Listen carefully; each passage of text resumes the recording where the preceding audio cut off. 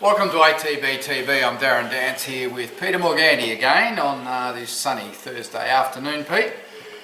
A lot of runners during the week, a couple of place getters at best, a couple of promising efforts, a couple had to go to the paddock, but no real joy. Mixed bag. I think the final horse we'll speak about in the list of results Alright. was an exciting little run on debut.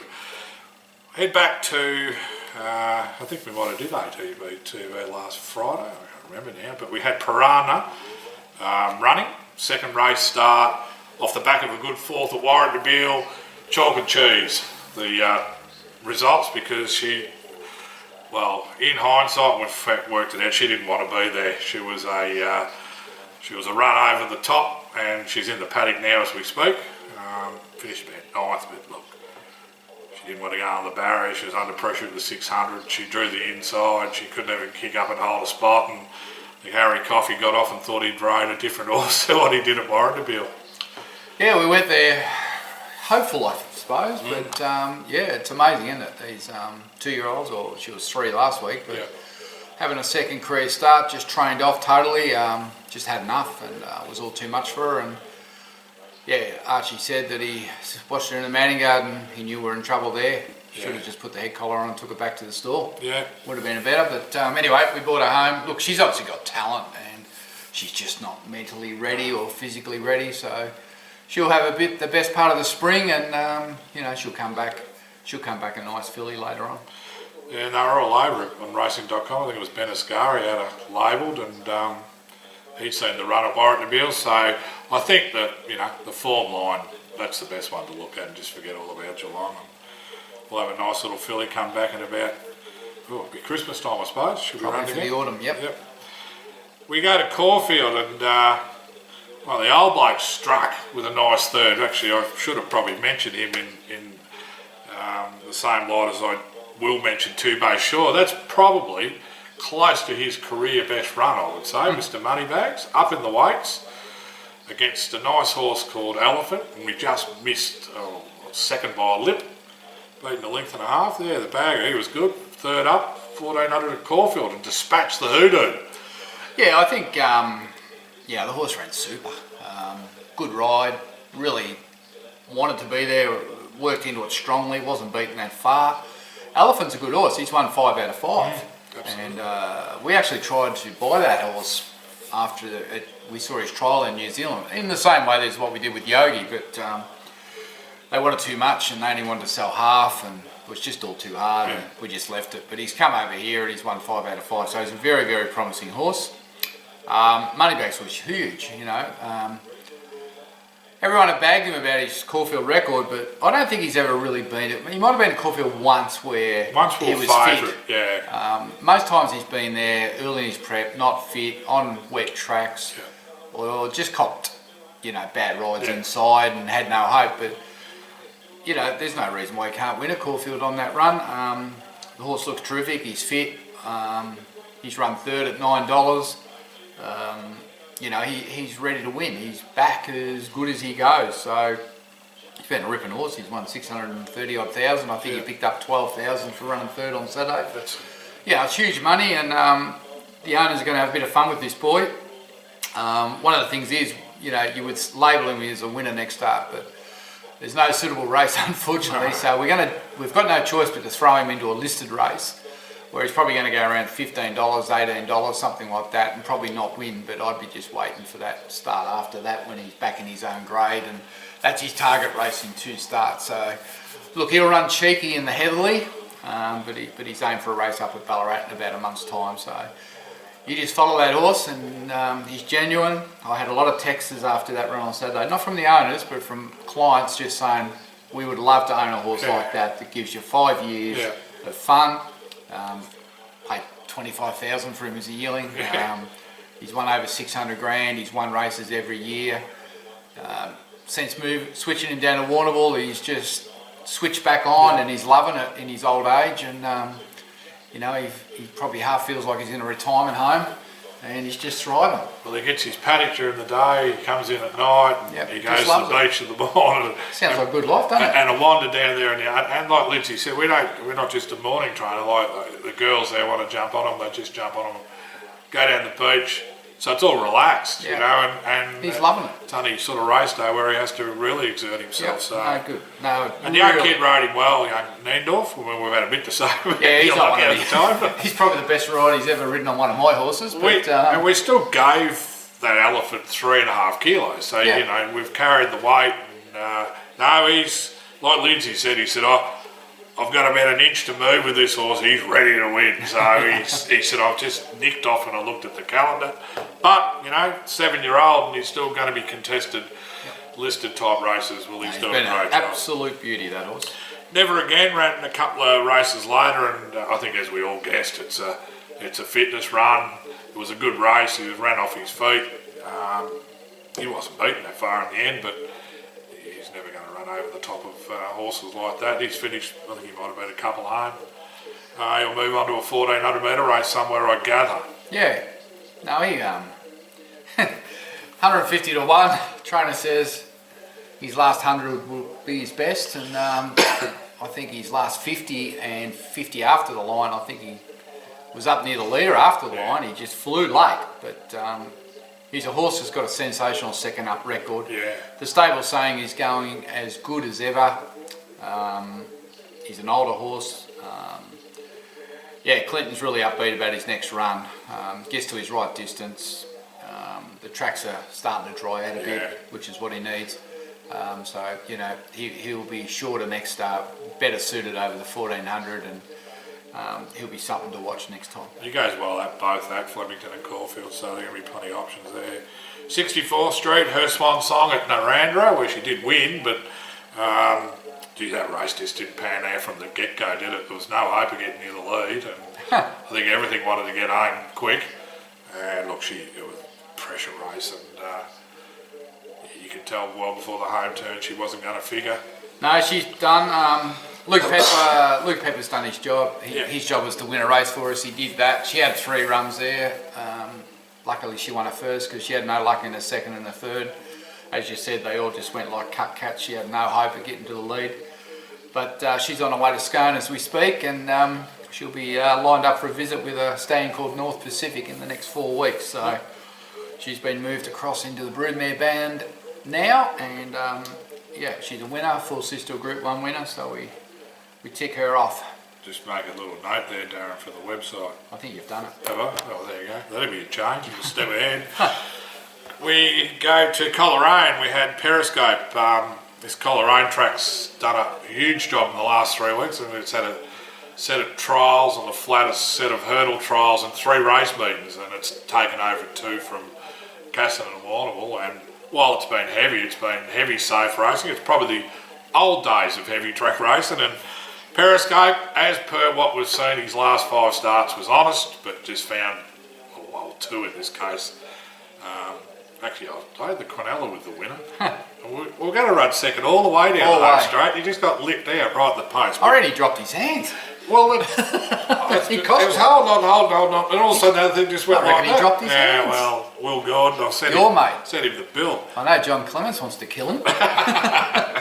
He said, doesn't that kid understand when he's told to lead, what it means? Anyway. Is that right, John? I think he wants to take him fishing and put a fish hook through his ear. Look, Periscope, no, he ran third. He was never going to beat the winner. I thought it was Steve Pateman just showed him how to roll Coleraine, didn't he? He was on the best horse. He just went to the front and said, righto, if you want to beat me, good luck. And I think Pat was a bit dirty that his other horse actually tried to hold Periscope in the pocket. I don't think he was too happy about that. But the horse hit the line good, I thought. Now that's it. He's ready now. He's off to make his debut over the jumps. I think it must be the last meeting of the year at Ballarat. It's tomorrow.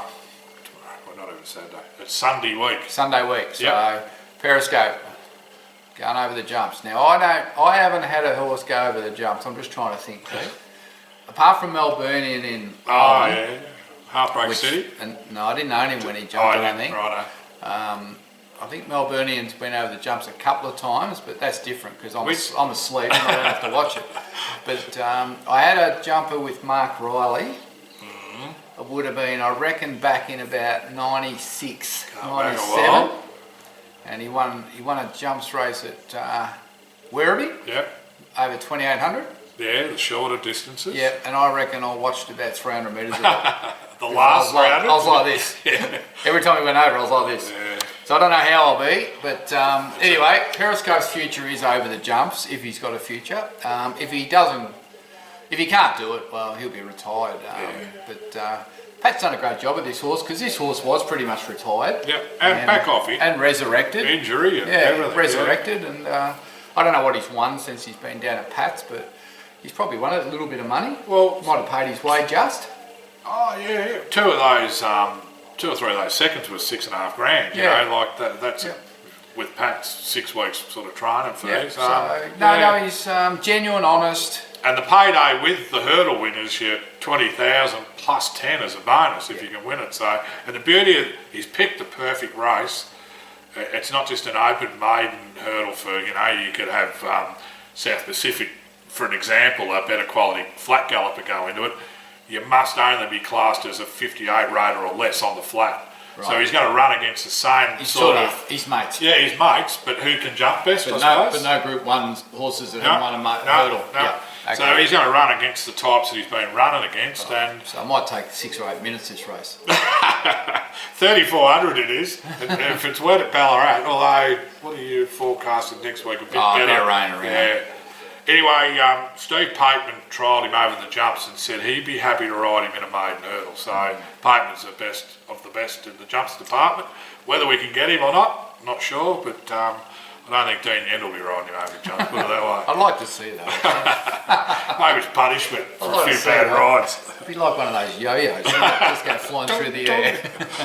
Anyway, that's his next assignment, so... anyway, that'll be... I guess he'll be going to paddock after that, whatever happens. Yeah. Same day, I missed him in the run last week, in our round-up, should I say. Lord Lennox. Should have just missed him anyway. He's finished 6th. I think he's only beaten about 3. Over-raced, didn't he? Yeah, first run for a little while too, so... he's a wet tracker, and he's missed the winter. Yeah, it's gone. What's he doing? He's got to go though. And he missed that last winter too, so he should be. And I remember that win at Geelong. We were there. They won by 4 with Jamie Mott on. Here we are. This is Country Cup horse. Yeah. Lost his way. Madam Mischief for Pat. She was first up at Ballarat. I thought she ran all right. There's a couple of aspects I liked in the run with her, that she settled. She didn't have to go lead. Yeah. She settled. She looked like at the 300 she might have fell away, but she kept punching to the line, which is probably a little bit different to what we think of Madam Mischief lead, and if you can't win, you just roll out the back and you get beaten, 5 or 6 lengths. I thought she battled on okay. Running 6. Some of the owners are a bit questioning why we ran on the synthetic with that horse when she loves the wet. What do you say to that?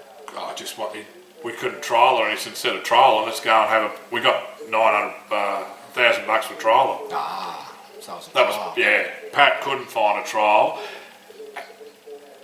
You could have trialled tomorrow on this track we're watching now, or because they're going to use the course proper tomorrow for the trials. We said, well, that'd be like a plaid paddock, or just go pick a race out, 10 in it. You're guaranteed $1,000 to get that fitness run under you. Okay. And he explained that to the owners. Good. So they must have listened. No. But anyway, she'd take a lot from it. And, I don't know. She's only beaten about 3 lengths. The run of the week. The run of the week. The horse of the year. Look out. Debuter. The Raps horse. You reckon he's nabbed Moneybags for run of the week? I reckon he's... I don't know. No, I think Moneybags run of the week. But debut of the year. Open class run of the week, this Moneybags. Could be debut of the year. Yeah. Two-Bay Shore. The Cable Bay Black Velveteen.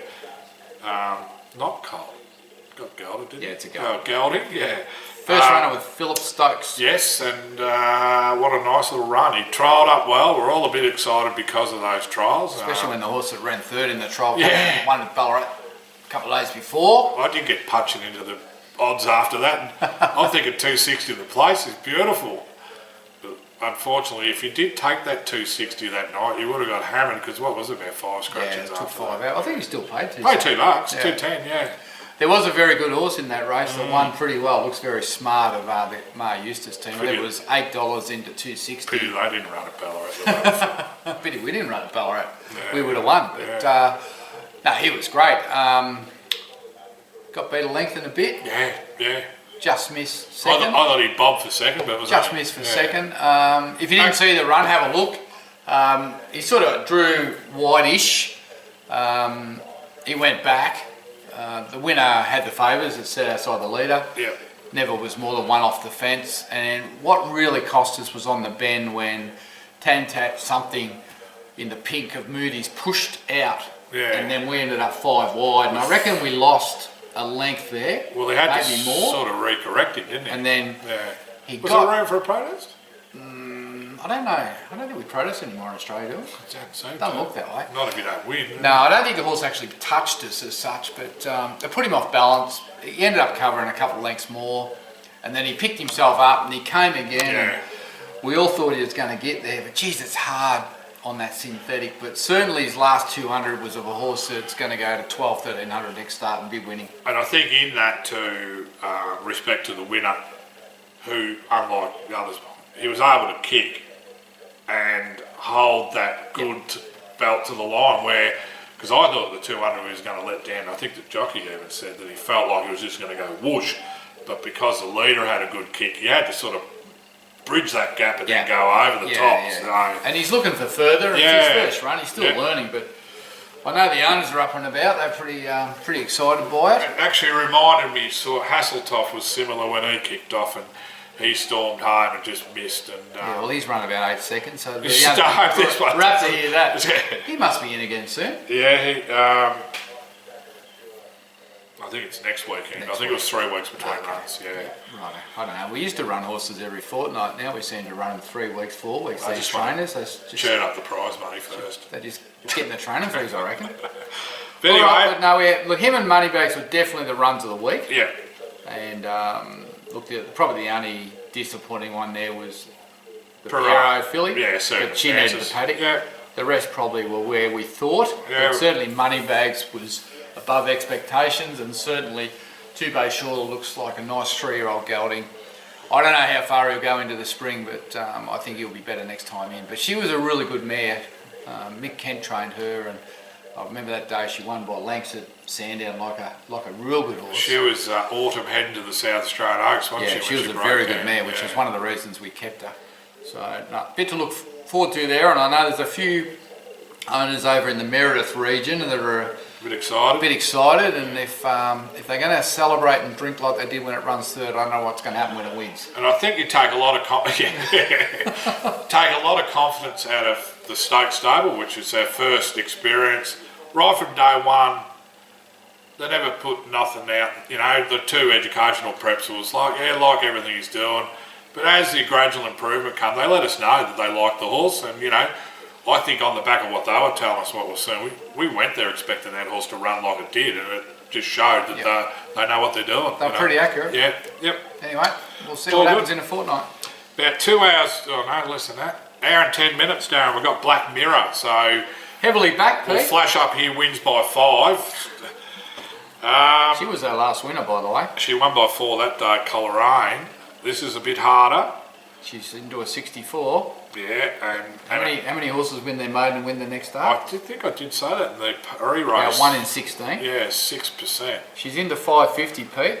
Favourites are Bengal Bandit at 270. Mick Price's horse, And probably it's last- getting trained by Matthew Wynne. Yeah, last 2 runs at Flemington. And it's a pretty... The rest yeah. are nothing that you would say, oh, we can't beat them, but they've been around a bit. Smith's got one in at $6. Garbo's won 3 on the Jane track. Baker's got one at 650. Pushka's got one at $6. Corson's got one at 750. Like, it's a pretty even sort of race, isn't it? The punters don't know. There's probably only 2, like there's one horse 80 to 1, the rest are sort of in the market, so I think it just comes down to, you know. Well, when you get a race like that, it comes down to the best ride sometimes Yeah, too, well, we don't got it? Yendel on. We Surely got- he stays off the fence. Well, that track's heavy, but I don't think it's not like it's been. It's No. probably an 8 or a 9. I think it's a 9, yeah. She's raced twice there well. She trains there. We've drawn 7. I can see Just stay off the fence, Dean. be 3rd or 4th off the fence and get to the middle. See if you can run on. Probably leads by 3, goes the fence, gets bogged. If she runs well in this and just putting the form line through that price horse that's been at Flemington, I think it opens up our opportunities midweek in town. And when I say well, it's not 7th beaten 4. No. It's like running top 3 inside a couple of links. Yeah, well, she's won at Maiden, so the next challenge is to try and get a city placed, either here or in Adelaide. Yeah. But, Pat did have something that he thought, but he decided to come here first. So yeah, we've got to get her up another peg before we can get to town, I think. Yeah. But anyway, I think she'll run well, and she's a definite top 3 or 4 chance. Righto. So we'll flash that up now. Our only other runners, we've got one abroad and we've got one at sale. That's almost abroad as well. We've got an Irishman kicking off. Obviously a horse that we know has got plenty of ability, but tends to want to get things done quicker than we'd like in a race. Over races a bit, but seems to have trialled up okay. Tendencies still seem to be there that he's a bit hard on the bridle still, but they're kicking off over 1200 at sale at a benchmark 64. Jai McNeil, the golden hands of Jai McNeil. Yeah, back from injury, is he? Yeah, Jai's was a bit injury, a bit time out. Yeah. Well, Jordan Schultz, he's come back too, and he's come back winning. Come back well. Yeah. What do I think? I don't know. Sale's a nice track for him to kick it off. Beautiful track. I suppose it's a question of whether he settles or whether he pulls. If he travels nice, and he's got the ability to win any race, but whether he's going to actually relax and do it properly, I don't know. Maybe with all this time off and all this work that's been done on him, he might be a chance. I know he's had a couple of feet issues since he's been down there, which has delayed his first up run, but they seem to have got that sorted out now. So I guess we just got to have a look and take him on trust. But I wouldn't be rushing into an Irishman first up. You'd have on his day, he's a good horse, but you'll know after I've gone 300. On those, I think it was a Sandown run and a Flemington run where he was just blouds. If you knew that was the horse that was going to turn up, you'd be jumping into a 64 at sale. But I think, you're right. It's a look and see, and just hope that we get a tractable horse, and win, lose or draw, we can push on the prep. The Curragh, Melburnian. I think it'll be Sunday morning our time. Right. It's the 21st. So we got the Melburnian running in a. I can't remember if it was 25 or 26. Yeah. But it's off the back of her last run. It should suit. Yeah, it'll have to be wet for him to run, or otherwise he just won't run. Yeah. That last run was really good, wasn't it, when she ran 5th? It was a really good run. Charged home. You'd think if she recreated that with that little bit extra fitness, depending on, I haven't looked at the field, but against that same sort of grade, she'd be a definite each way chance. Trainer might have intimated that too, didn't he? Yeah, so we're just going to see, but it's been a long wait. We've been really patient with her, but she's the half to Heartbreak City, and I don't know how many years ago, Pete, he won the E-Ball, which is on this Saturday night at York. So the E-Ball this year won't be a lead up to the Melbourne Cup because there's only one flight. So the E-Ball, and I think the prize money, they've dropped the prize money back down too, so it probably won't be that quality again. But, I'll be watching it because obviously Heartbreak City went through that race and came out and nearly won the Melbourne Cup, so it is a good form race. She'll run a nice race. I think he's finally got her right, and Heartbreak City, his peak run was when he was 7. Unbelievable. I think she's only 5 or 6. Still got it ahead of her. I don't know if I'm going to be still alive by the time she peaks, the way things are going. But anyway, you can tell her last run that he's got her back. He's got her ready, yeah. So good luck to all the owners. I can't believe how patient they've been. And as for the Irish boys, don't know how they're going in New York. We haven't heard. But, no, I actually did get an email from I think it's an uncle of one of the owners, Brian Gavigan. I think Brian, you're gonna go. Well, you should know me name or email you. So if you blokes are out there, give us a call. We'd love to hear from you if you watch this. So we'd just like to know how Aidan and all the crew are. One of the best nights of our life. Never forget it. after that night in singing, the bar with the boys singing, and yeah, I've still got that on my phone. Absolute one of the highlights of my time in racing, Pete. Yeah, it certainly was, and it kept going a long time. I remember going down through crowd and thinking, what am I doing? I'm not 18 anymore. Well, no, you have a drink, but you're drinking with chasers. Mate. So you're having a scooter of Guinness or whatever with a Scotch chaser, like, please. I reckon I'll put it into this context. When I'm drinking and they're drinking, it'd be like me driving a Commodore at 100 k's and them driving an F1 around a Grand Prix. They're just in a different league. I'm sure when they were brought up and their parents are going, they got 2 hands for a reason. You can have a pot at each one. Wow. Anyway. They were machines. But let's hope we great can people. Great people. Absolutely. Can't wait. Once all this is over, COVID's finished, and we can get on a plane back to England and Ireland and get to Royal Ascot and get to the Curragh and hopefully catch up with Tony and Aidan and the team and watch them drink a few chasers. I know when it's Melbourne Cup time because there's a thing on Facebook called Memories. Yes. And the Neil Carney and Aidan. He retired after that, Neil, didn't he? I don't know if he recovered. The get together of, I've just run second at the Melbourne Cup. I don't care if I haven't won it. It was brilliant viewing that. I mean, spontaneous viewing at its best, and we'll never forget all them memories. No, great times. So that's it, Darren. All right, well, that's all the our likes honours. of Eagles and Pins.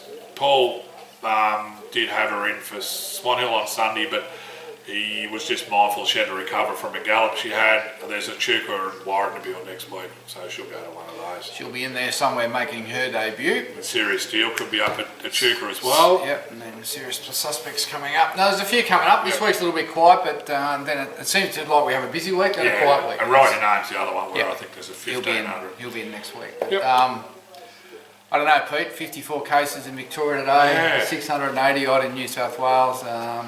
The likelihood of us getting to any race meeting anytime soon looks pretty remote. Footy, racing, all To crowdless. me, I think the only thing is now it's just a matter of getting to the 80% vaccine rate and then open the gates as per England. I see they had 60,000 at the York meeting last night, no masks, no restrictions. Someone said they were a little bit sad watching that.